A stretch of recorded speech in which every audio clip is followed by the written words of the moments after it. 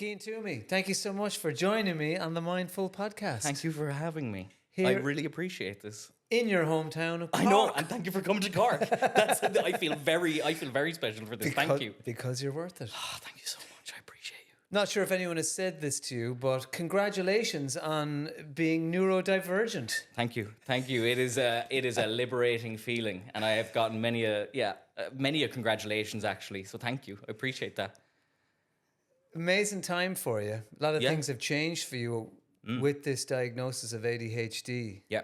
Still, it's only been 2 weeks, Yeah. so my God, like the last 2 weeks have been revolutionizing. Before we get into what it actually means to you to get the diagnosis, can you explain as best you can, because it's a bit like sort of trying to describe a painting you saw or something, I suspect. What's it like on a day-to-day level to have ADHD for someone who doesn't know what it's like? And Yeah, are there analogies that you have dreamed up? Or the classic one is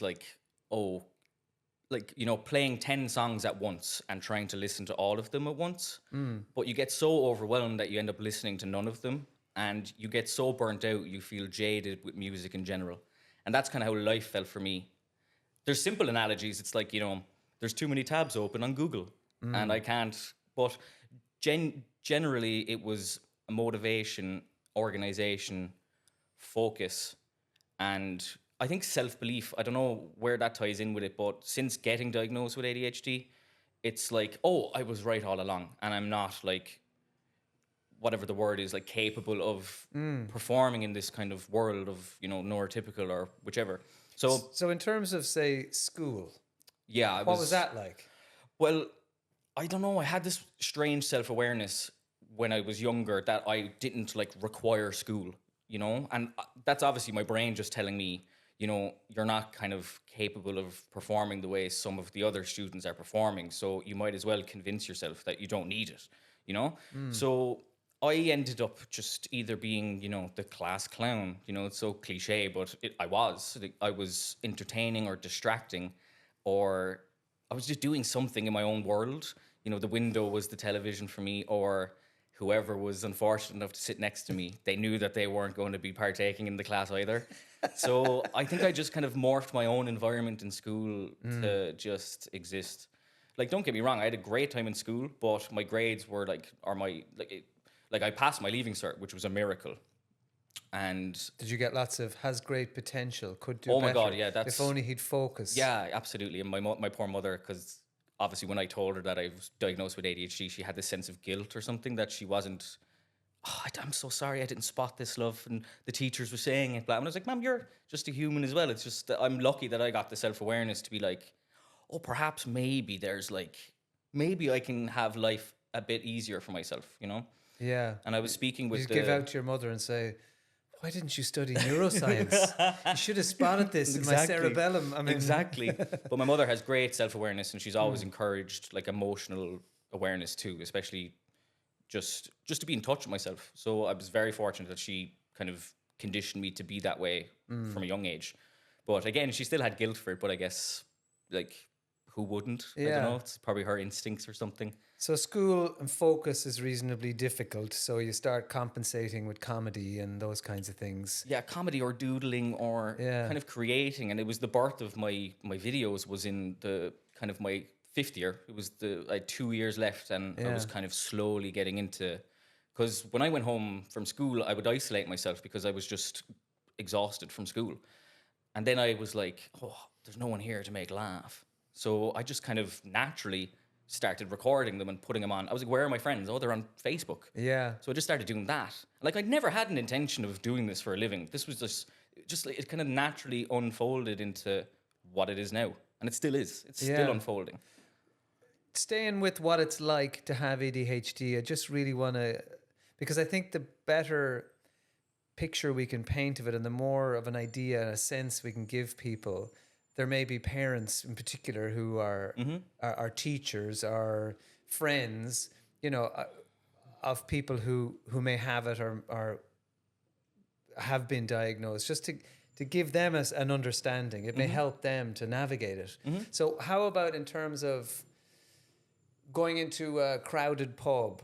or a noisy pub, or trying to have a conversation with a lot of people, or social situations. What's that been like for you? Very overstimulating, and I would have taken it as, because I know I have a known face, and I would have mistaken it for imposter syndrome or social anxiety, because people would approach me just to say hi and stuff. You're the guy from my iPad. Yeah. But what I did, what a psychiatrist did say to me was, and it was kind of obvious in my head, but a lot of people still have that stigma that ADHD are, especially in kids, are the kids that are bouncing up and down around the walls and, you know, screaming and, you know, all that kind of stuff, which is obviously common in it, but there's so much internalized symptoms within. Like, I wasn't that hyperactive when I was a kid, but my thoughts were hyperactive. So I could go from like positive to negative very quick, or just impulsive thoughts that my subconscious constructed for me. And I'm like, oh, what was that thought about? You know? Yeah. And it wouldn't be anything negative or well, at times obviously it was, but it's so complex that I'm still learning, because I'm trying to learn the difference where I am now versus like even a month ago, you know? Because my symptoms were getting worse and worse, because I find my lifestyle was getting more typical and typical. So the more typical it was getting, like I'm cosplaying as a business owner, you know, or as a comedian. Like I'm cosplaying, so it was getting harder and harder. What do you mean you're cosplaying? You know, I think, I like to say cosplaying, but I think, you know, masking as a neurotypical, because there's a lot of like, because obviously the business or the pages and the videos are so fun, but there is a business behind it, and you know that gets negotiated in emails and phone calls where these people aren't neurodivergents, or at least they behave like neurotypicals. So, hello, Cian, how are you? And I have to return that energy with, I'm very fine, Declan, how are you? You know, and then it's exhausting. So I think just like some things that I've managed is hyperfixations, either collecting hobbies, creative hobbies. So I've picked up, I'm very good at like 50 or 60 hobbies, because I've picked them up, kind of got good at it. The dopamine was there for me. And then I just gave up on it, you know? So I can play I could play like 8 instruments, barely, because I was just constantly looking or sourcing dopamine from something, you know? Yeah, I'm thinking of my lonely saxophone at home. Right? I've got a lonely violin, I have a lonely trumpet, I have a lonely flute, a panpipe, a didgeridoo. Oh my God. You know, but I think you may have done the world a favour putting those down, in fairness. I know. But in my head, Does the world need more didgeridoos? See, but in my head, I'm like, this might map out to work, because there might be a Cian Twomey variety show in the future where you know, so I'm like, perhaps these hobbies could benefit me in the future, you know? Yeah. But that's kind of, it's very internalized, ADHD. It's definitely more internalized than externalized. I think is it intrusive thoughts? Do you have thoughts that just come in and are loud and are random? Or what's it like inside your head? Say, like, the isolation part is definitely one of the best. Say, if I'm struggling at work, I could say an intrusive thought can come in and just say, it would be easier if you just quit and just find something else, because my brain is obviously getting more and more challenged to these scenarios that it's slowly giving up, you know? And I know it's the brain speaking right now, but I'm trying to speak to it, if you know what I mean. Yeah. It must be hard to maintain that level of observance. I mean, it's hard for anybody, but it's almost like you have to try and be able to stand back and observe your thoughts. A lot like what we try and practice with meditation or any of those skills. Yeah. And so you're trying not to believe all these thoughts or listen to them. And you're trying to take that step back each time. Yeah. And is that something that you learned since the diagnosis? Have you been using techniques or? Yep. I've been practicing it for, over the lockdown was a definite time to think. You know, time to evaluate myself. I was running on this autopilot for a long time, because again, like, I know that my career is like exactly what I wanted it to be, but at the beginning it was an accident, so it happened in the space of 2 weeks. So, and it only slowed down in COVID times, because I was so burnt out, because, you know, for most people it's like, oh, time to rest, but for me I was like, everyone's at home. I need to get going because Yeah. they're at home on their phones. It's And I all feel like about I have the a duty. content. Yeah, content, Yeah. you know? So it's, oh, I forget where you're going there now. Sorry. I was just talking about observing your thoughts and how you picked up those skills, because it is a skill to step back, to come out of the weeds. Yeah. Yeah. So I think again over COVID, I became a consumer of the internet as well. A lot of the time I was contributing to the internet. Yeah. I started consuming it. And you know, on the social medias, you know, the For You page is for you. So I was finding people that I was resonating with and thought, oh, so I started hyperfixating on myself. I started getting interested with the psychology of it. I started because And this is before you knew anything, I've suspected it for a long time. Okay. You know, I was delving between like ADHD and perhaps autism, but I knew that I was so certain on, like, when I got my diagnosis, like I was like, oh, I knew it. You know, Yeah. like we did the WISE scale, so the numbers correlated exactly where I was struggling with the symptoms, because they obviously broke it down with focus. Focus would be my main problem. I think like 40 minutes and I'm gone. And I can't watch movies anymore. I just can't do it anymore. So with a lot of practice and a lot of CBT as well. So CBT is one of the things that you started to lean into. Yeah, thanks to Blind Boy, I messaged him because I think it was only episode 2, he started talking about anxiety. And I was struggling with anxiety big time. And I was vomiting every morning and I was in this kind of paralysis. Say I was on this live TV show and I had to sit up on the couch, and I had this kind of imposter syndrome, being like, why are they putting me on a couch? Now I look like a guy who wants to sit on a couch and I'm better than all these people, you know? So that's kind of what was going through my head. So it kept going and I kept convincing myself that, you know, everyone hates me. But obviously with a lot of self-reflection, I was projecting that. I was saying all of that to myself. Yeah. I hate is a strong word, but I disliked myself. I didn't find myself funny. I didn't find myself organized. I thought that my imposter syndrome was, I don't deserve to be here. I got offered a doctorate from DCU for contributing to the arts, and I declined it because I'm like, why? Why would you give that to me? I'm a guy just on the internet. And it kind of is regretful because, you know, they're cool things, you know, to tell like my mom and stuff, or my sister, you know, but So obviously anxiety was a big part of this as well. yeah. Was depression I think they were all like side effects to kind of Yeah. the main thing. And, you know, if I was a lot more organized when I was younger, things might have been easier, you know, or if I was able to organize my thoughts a lot better. But in hindsight, I'm so grateful that, you know, I know they consider 29 old to be diagnosed with ADHD, but oh my God, I feel like I was born only 2 weeks ago, genuinely. And I have a friend who's 50 yeah, and just I've got gotten diagnosed. so many messages I've received, and even this lovely, I think she's from Cork, but she's pushing her husband now to go, and he's in his 60s.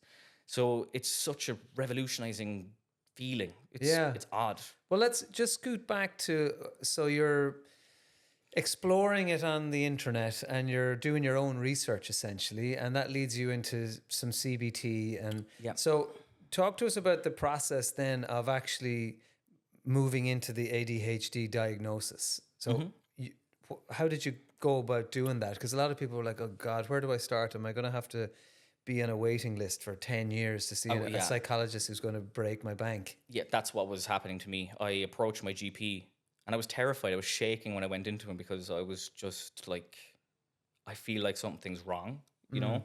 And he was very receptive to it, in fairness, because his kids have it. And he said it's very common that, you know, people don't get diagnosed until they kind of figure something out themselves.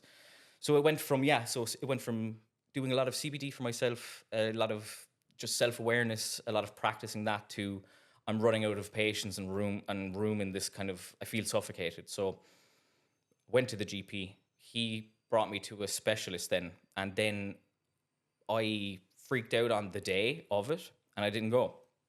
Why was that, do you think, after all your work? I don't know. I was finding, like, I know you were speaking about flow state, but that would be, I would have needed a flow state with everything. So, like, if I'm doing videos for a long time, I can't do real life things for a while. Like it takes me a while. So I don't know. I was maybe just mentally exhausted and didn't want to be analyzed at the time. But I think genuinely, I just don't think I was ready or something. And I Yeah. was intimidated by the clinical theme to it. You know, the thoughts of going down to, and it's nothing against doctors, obviously, but there's sometimes where they might be dismissive, or they might think, exercise there now and crack on, you'll be fine, and come back in 6 months. Yeah. And that's kind of the flavor I was getting. So to be honest, I did give up. I just went back to like, it's fine, we'll get on with it. And then maybe 2 months ago, I saw ADHD Now. And they do the exact same thing, but it's all online. Like I didn't have to leave my room. Like I was in my pajamas getting my diagnosis. Like it was the most comfortable setting. And I just did my initial consultation where he was like, "Tell me about yourself." And I On video, I presume, is it? Yeah. on Zoom, yeah. So, and he was very comforting, very relaxing. And we did the general interview. And How long does that take? Like 30 minutes. Where do you even start? He goes, "So, tell us about yourself." Yeah, You're like, I got to fit this into 30 minutes. And I did say that. I where do I begin? And he said, just wherever you want. So I did start from school, like pretty much what I just told you. Yeah.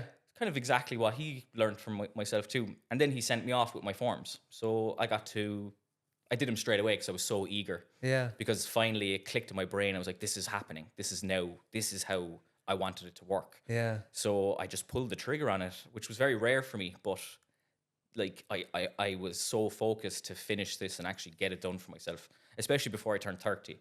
I wanted to do something for myself, and I'm so happy that I did it. So the first consultation was 30 minutes. He sent me off with my forms. I filled them in for him and then emailed them back to him. And then he did all the logistics of it. So what kind of stuff were you putting on the forms? Is it So it was questionnaires or? It was questionnaires. It was like a scale of 1 to 5. 1 being, I don't relate to this. 5 being, I relate to this all That's the time. me. Yeah, that's me. And I was scoring 5 on most of them. So, as I was clicking them, I was like, just give me the diagnosis. I know this. And I was so certain. You're like, this is the best I've ever done in an exam. Exactly. I'm getting 5 out of 5. Exactly. It was there was that liberating dopamine. I'm like, finally, I'm right about this, So I emailed him back to him. And then the next Monday, he did the second kind of face-to-face interview. I know it was Zoom to Zoom or, laptop to laptop. And then he did it's the same thing, but different questions. And that was essentially just to confirm that, I was right with, my first test was accurate. And is it a doctor, a psychologist, an occupational therapist? A psychologist. So I don't want to speak on them because, I don't know, but what it sounds like is a load of like freelance psychiatrists that come together and they work for ADHD Now. And so I had two meetings with him. So let's call them mental health care professionals. Mental health care professionals, because there's absolutely multiple titles going on. But who I dealt with were psychiatrists and psychiatrists or psychologists. Now, okay, my terminology. This is new to me. Okay, so his name was Dr. Hugo. Okay, well, let's just call them mental health care professionals. Mental health care professionals. Yes, but they were very, very relaxed and formal. They had very, very cute sweater on. I was enjoying this. I was like, it's a good sweater. Oh, well, so it was nice, and it felt like I was just speaking to one of my sound uncles. One of them, just a nice person. And he was telling me everything's fine, and it was so weird. I was like, why you? This is so odd that this is so comforting. And we got the interview done, and he came back then. He goes, we'll ring you on Friday, and he'll have the diagnosis for me. And he did. So he diagnosed me with ADHD combined. So I have symptoms of I have a flavor of all of them. Okay. So I struggle with the the impulsivity and the hyperactive. But then I also struggle with the focus and, lack of motivation and that kind of stuff. And then the side effects to that was depression and anxiety or self-deprecation and self-belief. When you talked about waking up in the morning and being so anxious that you'd get sick, what was going through your mind? Like I'm thinking with my sort of parental hat on and thinking, if that was my kid, I'd be so just devastated that that's how you were starting your day, Yeah. And what was going through your mind when you opened your eyes that led to that, or were you even fully aware? No, I can collect what from just looking back. I just dreading the day, just dreading the day. Like I knew that I was passionate about everything that I want to do, and I know that I am now. So I'm delighted that I was right. But it was just so hard for me. It was just everything was difficult. It was difficult to write scripts. It was difficult to edit. It was difficult to come up with ideas. You know, the creative burnout was there, but then I had ADHD burn. Like there was burnouts everywhere. I was so burnt out. So, but as soon as I learned that I was going on live television, that's when it got more and more intense. And why were you going on live television? I was promoting my book. I wrote a book in 2017. It's a silly book, kind of almost like a written version of what you see online, you know? And I was not familiar with, I know that I'm so loud online, but I just like was finding it very hard to speak about myself because I feel like I didn't know myself. Yeah. And I was kind of half guessing every answer, even though they were about me, you know? So I feel like I was, and funny enough, he when I got my diagnosis, he did say, he was like, you're going to maybe experience like kind of grief. You might feel like and I did. I feel like a part of me died in a good way, but I feel bad for him because I'm thinking about my inner child, and I was thinking about all the struggles up until literally 2 weeks ago, and I was like, oh, I should have just been easy on myself, and I pitied myself, you know. So it was there was just so much release. I didn't expect to release. Like I'm very comfortable crying. I have no problem crying. Like if I cry, I'll bring you in. I'll bring you on, and I'm like, come here, please. But I had this very specific cry. I've never cried before. It was like it was a release. This is after you got the diagnosis. After the diagnosis, and I just started, where were you? Just at home by just yourself? at home, yeah. Just these shoulder jerks, you know, and you have them one of these kind of cries, and I just sobbed and sobbed for about 15 minutes. I was like, oh my, and I just haven't felt the same since. And it's weird. What do you think you were letting go of there? Just all my self-hatred, all my self, like self-belief. Now I believe myself, you know. Now I'm like, oh, I am funny. And if someone doesn't find me funny, that's fine. Because, you know, you can go to the Mona Lisa and you're like, that's not even that good of a painting. Like why are they all obsessed about, you know what I mean? So it's like, everything is subjective. Yeah. So I just let go of it, and I just became this, I don't even know who I am yet. You know what I mean? Genuinely, I'm just this kind of chill. I have everything together now. Not in a euphoric way either. You know, it's not like I'm not on a high. I'm on like this is exactly what I wanted. And now I feel like I have it. Now that I have this diagnosis, do you know? Is it less tiring, everything? Absolutely. It's way less tiring. You don't feel like you're wading against the current? Yeah, absolutely. And it's given me so much ownership over my career. I feel like I was kind of asking people to do stuff for me just because it was easier, because maybe I felt jaded or whichever. But now I feel like I just have so much ownership with it. I'm now creating a lot better, and everything is better, you know? So I think it was just the self-awareness to be like, oh, perhaps I'm struggling, because it takes so long to realize that. I feel like you could be struggling for a long time and you just don't realize it. Well, I guess it becomes your normal. Yeah. So you just are wondering, assuming that most people feel like this, I guess, until it gets so hard and so exhausting that you go, well, actually, no one else around me seems to be like this. So do you feel at times you sort of thought that you were getting life wrong? Or Absolutely. Somehow just failing at living and doing what other people seem to be doing effortlessly? Yeah, absolutely. I felt like a failure, but I knew the passion the goals that I want to set in my life are so strong that I was like, they were overshadowing that. And that's what encouraged me to have self-belief, because, you know, I know that I make the silly videos online, but I'm also a son, and I'm also a fiance, and I'm a brother. So I had to improve in them too. Like I couldn't be good at all of them. Like if I was a really good comedian, I was a terrible son. Or if I was a really good husband to be, I was a terrible comedian. So now I've mellowed it all out and kind of organized myself. And do you think, like, they're radical changes? Yeah. Do you think one of the gifts the diagnosis gave you was like radical self-compassion? Yeah.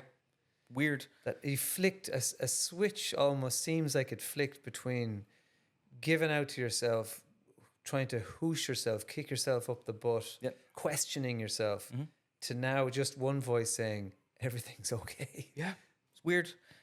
I was cutting my grass.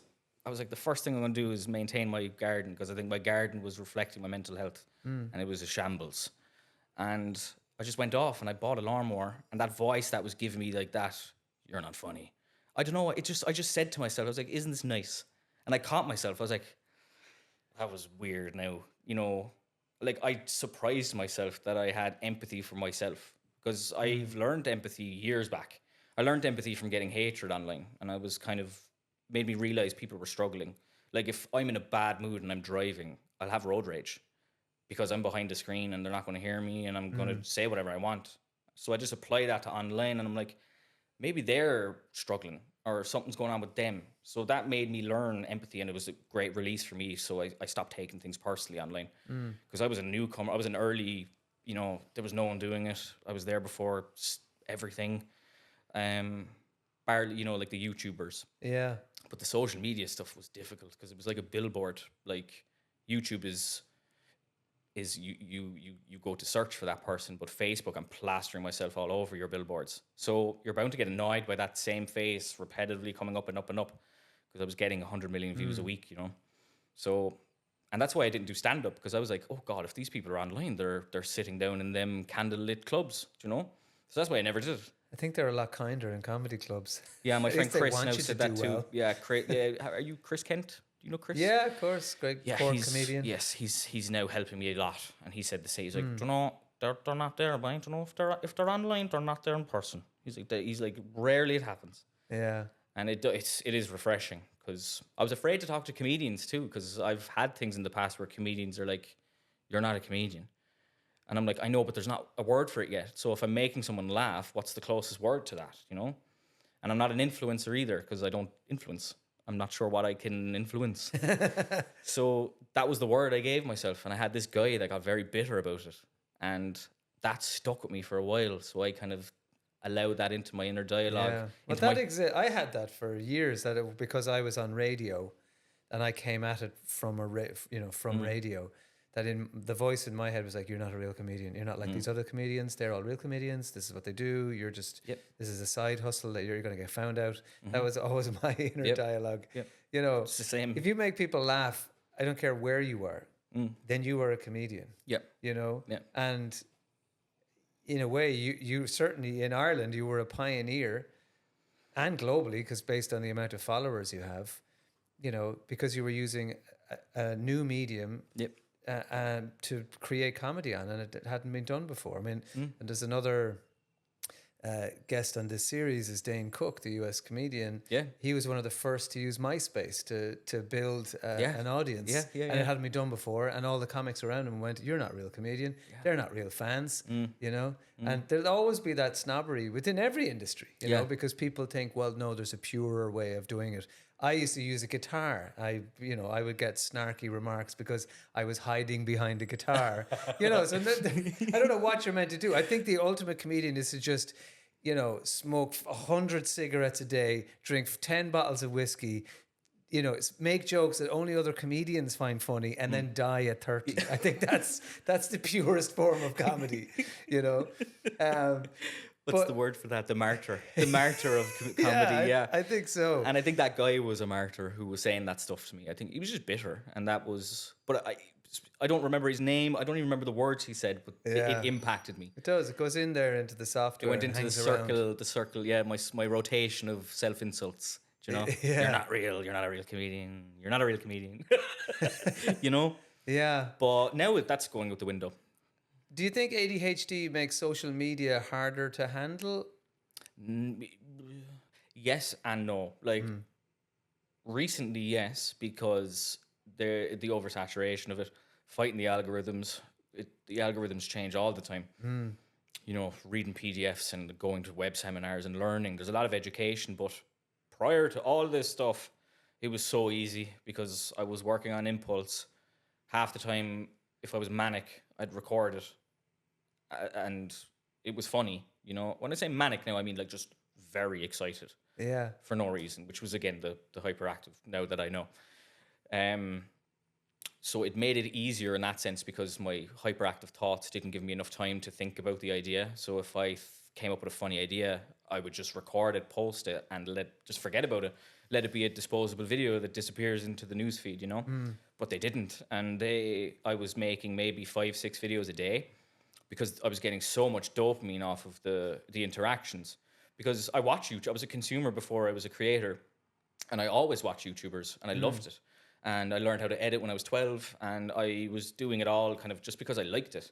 So when it became an actual career, it got a little bit more difficult because I'm not a money-driven person, but I had to ask myself, if I want to do this forever, you're going to have to like behave a little bit because it's freedom. Like you don't have to do something that won't tickle your brain, you know?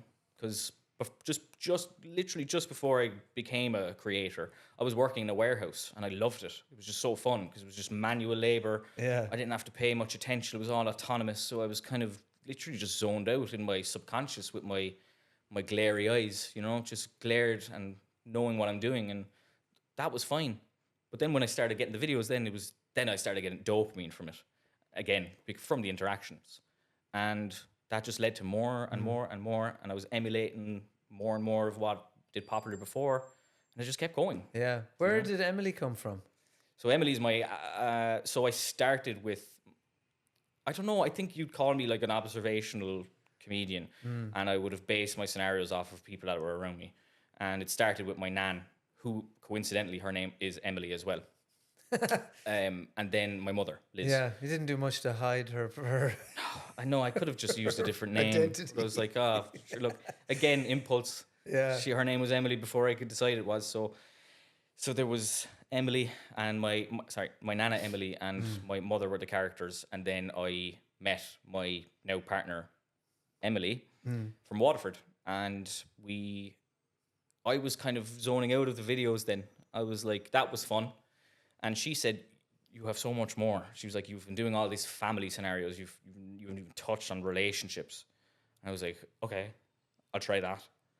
You know, it wasn't like oh my God, you're right. Like, this is what I needed. It was just like, okay, we'll try that. And oh my God, like it picked up like instantly. It was just instant. And we got 1 million followers in a week. You got 1 million followers in a week. Yeah, it was terrifying. What's that like? I still didn't register it because I didn't. It's a bit like people winning the lotto who aren't ready for it and go bananas. Pretty much. Now I have to handle that because I didn't learn how to get followers. I was given followers and learned how to maintain it. Because you can get all them followers, but best of luck maintaining them, you know? Okay. Because that's why I appreciate longevity in this. The longevity is the real deal breaker, I find. It's challenging. And a lot of people think it's not challenging. And like any other job, it is challenging because there's just things that you don't think about. What was going through your head when you saw 1 million followers?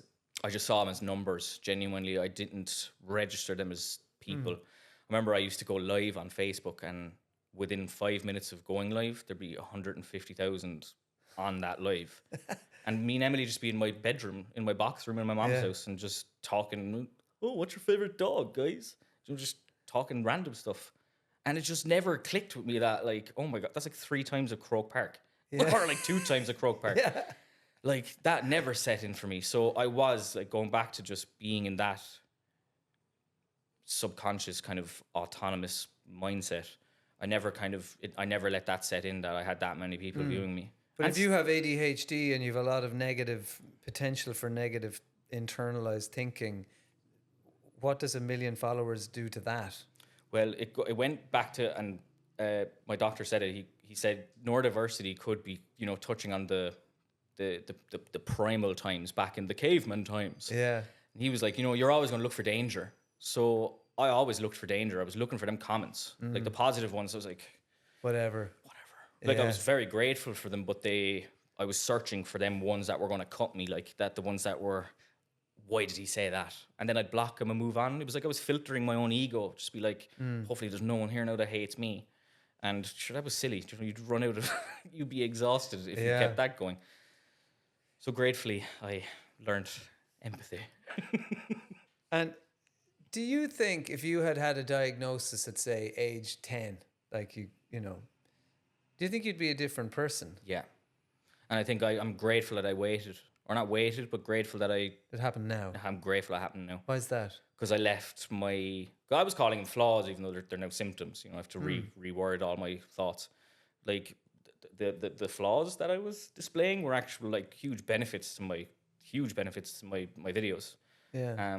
People like laughing at that tone or that humor, so it benefited me massively. So when I was young, because I come from like my dad he ran his own business. He didn't have a boss, and same with his dad. And I feel like if I got it earlier on, I would have behaved a lot less impulsively. So I would have maybe gone into more of a typical job. I maybe would have set up, I don't know, a salesman, I know I'm a good salesman and I have the gift of the gab. And so did my father, and so did his father. So I'm grateful that I didn't, because it let me kind of go off the cuff a little bit, and it landed me where I am. So yeah, well, I guess you built all these defense mechanisms that then you're crafting your career, you're crafting your personality. And now with the diagnosis, it's almost like you have all this arsenal of weapons or useful tools, put it that way, that you were forced to use. But now you have this other side of you as well to enjoy. I know, it's strange. I get both of them, and they were defense mechanisms. Say, if I was not able to do homework, and the teacher was like, "Where's your homework?" I would dismiss it with comedy because I didn't want them to think I'm lazy or something. So it was a defense mechanism. And of course, you know, I went to an all boys school, and sometimes we were ruthless in the churchyard or the lunch yard. So you'd have to respond to things, or you know, hone your ground. So they ended up being roast battles for a lot of the time. So, but again, they all benefit me, because it just keeps me sharp and witty. Yeah. Because I'm ready for if a heckler comes. Like if I start to do stand up, it's just going to be like, oh, we're back in school. Well, you know. But what were the really annoying things that well-meaning people said to you to try and help? Say again. Like, what were the annoying things for you that well-meaning people might have suggested to you? So maybe a doctor, a parent, a teacher, a friend, as in, just take some exercise. What were the things that you were like, oh my God, stop saying that? Like, the ones that were frustrating me were like, why can't you keep to your schedule? Why can't you behave the way your cousin behaves? You know, comparisons. A lot of comparisons are like egocentric thoughts from neurotypical people, and they'd try and apply that to you. And I would try and express that perhaps we don't have the same brain. You know, I've met so many of them people in my whole life, and I think the most frustrating one was just the ignorance of the why can't you? I'm like, why can you? You know, like it was always that confusion. I'm like, I don't know, why can't I? So then I'd go home and like, why can't I? Why can't I stick to my schedule? Why do I pick up a dumbbell one day and I'm like, I'm gonna get ripped, and then I put it down and I don't see it for 6 months and it's under the decking? That actually happened. I was like, it's under the decking. I found it the other day. I was like, oh. So, if it's just a dumbbell under the decking, it's okay. I know. If there's people in there, that could be worse. Yeah, absolutely. That could be worse. So. I bring someone home, I put them under the decking, and forget about them for 6 months. But how about the common tools that people suggest? Get more exercise, try meditation. Yeah. All of them were I know they work, but it's committing to regularly doing that is the frustrating part. I want to better myself. I always when people say them, or if I feel friction or a bit of frustration from my behavior, I would say, look, I'm not trying to be this person either. You know, it's not my fault that I've forgotten or if I've missed or whichever. So I guess, the lack of empathy towards not being able to commit to things. Like, I want to meditate, I want to exercise, I want to remember to drink and eat food, but I'd forget. So sorry, you know? So that just kept going on and on. So it eventually got to that stage where I'm saying to myself, I'm like, you keep forgetting things, Cian. You keep blah, blah, blah. And that has led me to that diagnosis. Yeah. It was just like frustration. It was building up. And I was like, oh, I'm pretty close to the ceiling now. And Did you ever think about not being here? No, because I don't know if I've I don't know, because I have hope and I always had hope. And it was something that I would never do to someone else that loved me because I'm aware of the impact of it. Never would have. I guess there was times where I was like, this is hard, or I don't like life, or I just feel like rotting in the bed right now and I don't want to talk to anyone for a week. But I did always have hope that, things clear and clouds get out of the way and sunshine exists, you know? Yeah. But very easily could have gone into that easily. But luckily, I have a great support system. My soon-to-be wife she's amazing. My mother's amazing, and my manager's amazing. She's like my second mother. So, What did your mother think when you got the diagnosis? I know it gave you a whole new perspective, empathy for your old self that had fought so hard through all of these things. What did your mother think? well, initially it was the grief. Yeah, she was like, "Oh, I'm so sorry, love." I'm like, "Ma'am, you're just a lady that grew up too. Like, you're no different to me." And but she, oh my God, I feel like she has a sense of relief. I haven't actually really talked to her as much. I haven't asked her, but I feel like she's relieved. I feel like she's, oh, thank God, because she was worried about me. Because maybe I was, anytime I'd visit her, I was burnt out or not engaging in the conversation as much as I should have been, and that was going back to being a bad son. You know, it's like I have to give my energy and time to, the most important aspects of my life. I mean, there's very few young people, I think, who go around thinking, I need to be a better son. You know? Well, and it yeah, I don't know. I just think that for some reason. yeah. Yeah. And I wonder, is that this sort of holding yourself to account, examining the areas of your life, asking yourself, are you doing better? Giving out to yourself that you could be doing better in these particular areas. Is that part of it? That kind of hyper self-awareness? Yeah, I have hyper self-awareness, and it's a burden at times because it just is a burden, but I do see it as a bit of a power as well. But yeah, I'm very hyper vigilant too, because my dad was an alcoholic growing up, so I could spot it. I would, in a text message and anything, I'd be like, oh, he's drunk. I just knew. And now I've carried that on, and I can tell even just like a little lip quiver. I'm like, what's wrong? Like, I know there's something wrong, and I'm not trying to drag it out of someone, but I can notice it straight away. And I don't know. I know it stems from trauma or PTSD or whatever. Yeah. Trying to self-regulate a room. It's like when the porch door opened, it's like, what do we expect today? What age were you? What's the youngest you remember going, oh, something's different here about my dad? See, it all morphs into kind of one memory for some reason. Okay. But I reckon like 11, where I remember my mom tried to get him into the car and he chose not to. And I remember looking out the window being like, why? And then he went into the pub. So I was like, And then I remember my friends would have been, highlighting things to me. And then I started thinking, But then, there was times where it was just obvious. He could have just been blackout drunk at home, and I wasn't accustomed to that at all. I'm like, I was pretty sheltered growing up, so I didn't see that a lot. So it was a shock. So about 12, I reckon, was the tip of that kind of mess. But yeah, ironically, I did say it to my doctor. I said, could my father have had ADHD and maybe have been self-medicating with alcohol to make life easier for himself? And he didn't give much feedback, but he was very intrigued by it. And he said, that's an interesting perspective.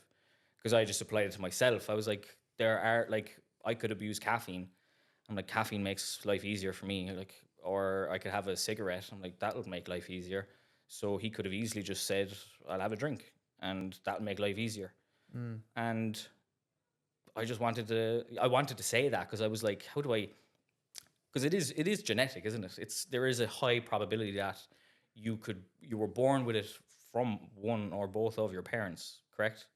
I don't want to say that's a fact, but anyway, my father did display a ton of ADHD symptoms, the substance abuse, but the hyper impulsivity. He'd come home with, he just hoard random things, cars. And he didn't have money, but he had his own business and he was impulsive. So, he could have just come home with anything at any stage. Or when I got my diagnosis, I was able to be like, okay, they are the symptoms. So I had that thought that maybe my dad gave it. He displayed a lot of symptoms of ADHD. Like he was very impulsive with his like purchases, hobbies, thoughts, emotional regulation, executive, what's that called? Executive Decision making. function or malfunction, where he'd start something and he wouldn't finish it. So, so that's why that kind of prompted that. I asked that doctor. I said, maybe was he self-medicating? Was that a bit easier for him? Was he getting his dopamine from that so then he can get his work done? And he said, oh, you know, you don't know. Like obviously they haven't done the study for that. Yeah. But would it give you a little bit more empathy? I'm sure you have lots of mixed feelings about your dad having lived through that. Oh, I've gone through it all already. Yeah, I've had empathy for my dad from like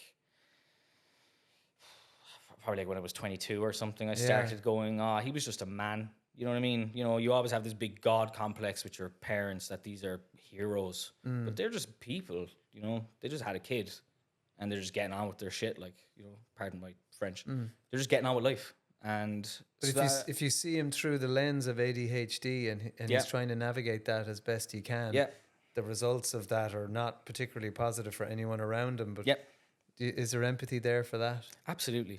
Yeah, I feel I have to let go of it. You know, there's no point in me holding on to it or anything. I know that he loved us and all that. It's just shame because obviously the alcohol killed him. So, you know, what if? But that's just, I had to let go of all that, you know. Yeah. And I did a lot of therapy when I was younger. It was called Alateen. So it was essentially just therapy for kids of alcoholics. And, you know, I don't know, it was very kind of, you know, they just kind of drill a load of phrases into your head. You know, forgive and forget, or let go and let live, or you can't adjust the wind, you can adjust your sails. I'm like, okay, Deborah, thanks. You know, but ironically, I do perform what they're saying. Yeah. So I forgive, obviously, because what's the point? Like but when my dad died, a lot of my stress died too. Like I remember he died over the Easter holidays, so I returned. I was an angry little child in school. What age were you when he died when I was 15. Right. So February 2011. And then I had my Easter holidays. And again, prior to my Easter holidays, I was very loud, extroverted, just kind of an angry kid, just wanted attention. And then when I came back from the Easter holidays, like everyone was like, what's wrong with you? Like obviously they were aware my dad passed away and stuff, but I had kind of this weird, I just became introverted, like very introverted. And then got loud again once I started making videos and started getting onto the internet, but remained quiet in person. And I don't know, it's strange because, you know, if the traumatic things are repeating, then it's obviously awful. But unfortunately, he did pass away, but a lot of the problems he was causing stopped as well. You know, I didn't have to worry about him showing up or, you know, he could have like rang the guards on me and stuff. No, he was just paranoid. You know, he was just kind of like, I wonder what my son's up to. You know, so, but he tried. Like bless him. Like you know, he did try, and you have to have empathy. The poor man had no self-education. I'm sure mental health was probably not in his vocabulary at all. You know, he was a gifted fella, but just had his lack of self-awareness. You know, how do you unpick what's ADHD and just grief and trauma? You know, you'll probably you'll have to ask me that 10 years time. It's still I'm still going through it. I'm still kind of categorizing my thoughts and like what was what and which was which. But I know I get my humor and my wit and my self-defense mechanisms from trauma, and then I get like the productive side from ADHD, and I kind of blended that together and it worked. Someone said it. They said, you know, the best comedians have one parent. So I think it was Tony Hinchcliffe. They said sometimes you can tell when a comedian's parents love each other because it's like, it's just, I don't know what the word is, but it's just not, you can tell the difference. And I was like, since that, I've started seeing that. And I'm like, oh my God. So I'd Google him like, oh, his parents love each other. So that's why he's like that. And that's why he's like this. So I do have my trauma to thank. Ironically, I never thought I'd thank my trauma. Yeah, for a bit of edginess, maybe a different perspective. Just wittiness and definitely a different perspective and kind of thinking about just the other thoughts. Yeah. You know, don't go for the low-hanging one. Like, even if no one gets it, like, I got it. You know, like Yeah. if you know the way I know a joke can't be right or wrong, but if you say something and in my head I'm like, oh, that was funny. Like I'm happy with that, you know, because Yeah. I know I'm entertaining millions of people, but I am here entertaining myself too. Like I make what I like to make, and I like every time I edit a video, I'm laughing away to myself, like a dope, you know. And is there pushback?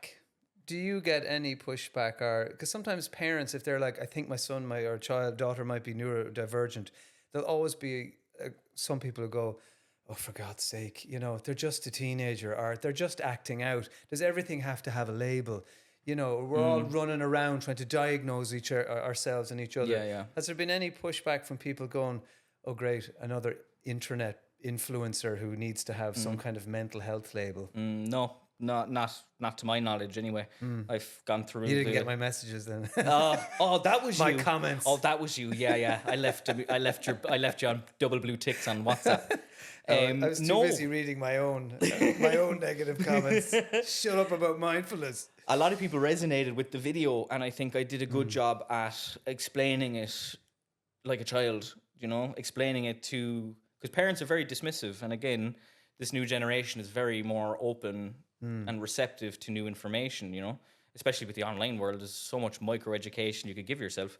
There's still a lot of parents that were unfortunately in a bubble where they've only learnt off of their teachers or their parents, that they would just pass down the same, you know, like the generations, like, you know, ADHD was not a thing in, you know, what is it, like the 90s? It started kind of being, maybe this is a disability of some sort.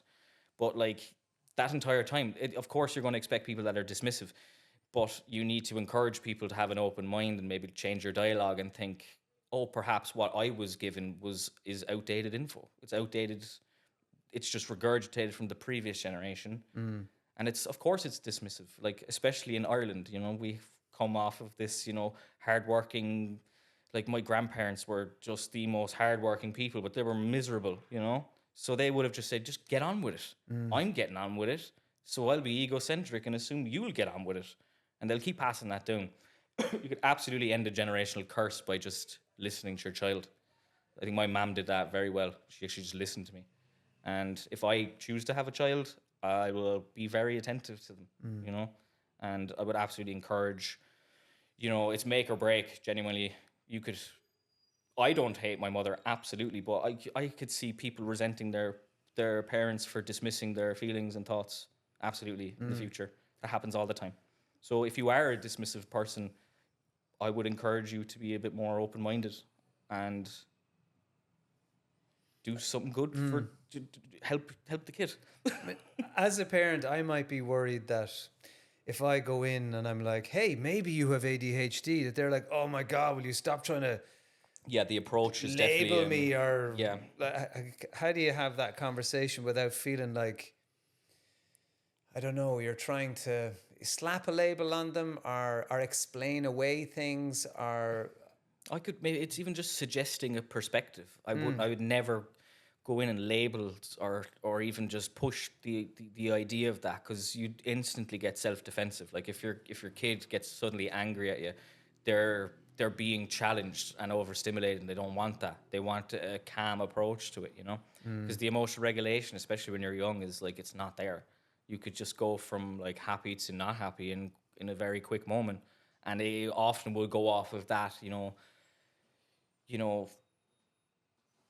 the parents can't help, but they do make the bridge that helps them, you know? You don't have to be the savior for this, but you could definitely be the one who guides them to that. Yeah. You know? Yeah. Because it's just so important. Especially, there's obviously a lot more diagnosis these days, but that's because there's a lot of more self-aware, self-educated parents who are willing to go do it, or people that have it themselves, like myself.